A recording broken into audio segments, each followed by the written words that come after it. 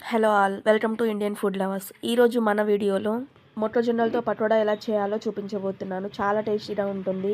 ఈ స్నాక్ చేయడం చాలా ఈజీ, ఇంట్లో ఉన్న వాటితోటే చేసుకోవచ్చు. ఈవినింగ్ టైంలో వర్షం పడేటప్పుడు మెయిన్ గుర్తొచ్చేది ఆనియన్ పకోడా. కానీ ఎప్పుడు ఆనియన్తో కాకుండా ఇలా మొక్కజొన్నతో పకోడా చేసుకొని తినండి, చాలా బాగుంటుంది. అలాగే ఎక్కువ టైం కూడా పట్టదు, ఓన్లీ 5 మినిట్స్లో చేసుకోవచ్చు. ఇక్కడ నేను 4 మొక్కజొన్నల్ని తీసుకుంటున్నాను. వీటిని బాగా కడిగి తీసుకోండి. ఈ మొక్కజొన్నల్ని ఒలిచే పని లేకుండా ఇలా మధ్యలోకి విరుచుకొని ఇలా నేను చూపించే విధంగా కట్ చేసుకోండి. ఇలానే అన్నీ కట్ చేసుకున్న తర్వాత ఒక బౌల్లోకి తీసుకోండి. ఇప్పుడు ఇందులోకి సన్నగా కట్ చేసుకున్న కరివేపాకు, అలాగే 1/2 టీ స్పూన్ ధనియాల పొడి, మీరు తినే స్పైసీని బట్టి కారం, అలాగే మీ టేస్ట్కి సరిపడా ఉప్పు, 1 టీ స్పూన్ అల్లం వెల్లుల్లి పేస్ట్ని, అలాగే చిటికెడు వంట సోడాని కూడా వేసుకోండి. తర్వాత అంతా కలిసేలాగా పిసుకుతూ ఒకసారి కలుపుకోండి గట్టిగా. ఇలా కలిపిన తర్వాత ఇందులోకి టీ గ్లాస్ తోటి 2 గ్లాసెస్ శనగపిండిని వేసుకొని బాగా కలుపుకోండి. పిండి వేసిన తర్వాత బాగా కలుపుతూ ఉండండి. ఇందులో వాటర్ ఏం యాడ్ చేయకూడదు, మొక్కజొన్నలో ఉండే వాటర్ తోటే సరిపోతుంది. ఇందులోకి పిండి ఎక్కువ వేయకుండా కలుపుకోండి.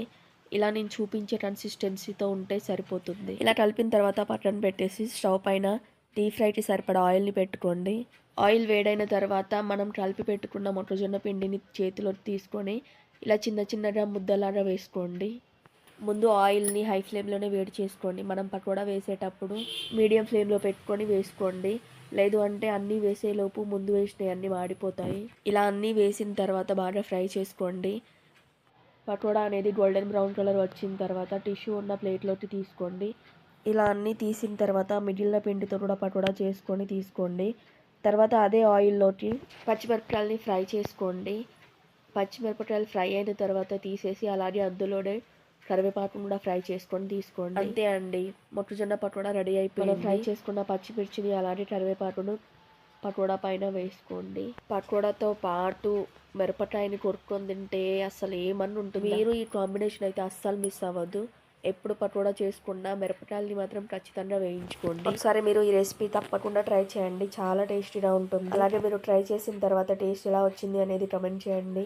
మీకు ఈ రెసిపీ నచ్చితే లైక్ చేసి సపోర్ట్ చేయండి. అలాగే మీ ఫ్రెండ్స్కి, ఫ్యామిలీ మెంబర్స్కి తప్పకుండా షేర్ చేయండి. Thank you for watching.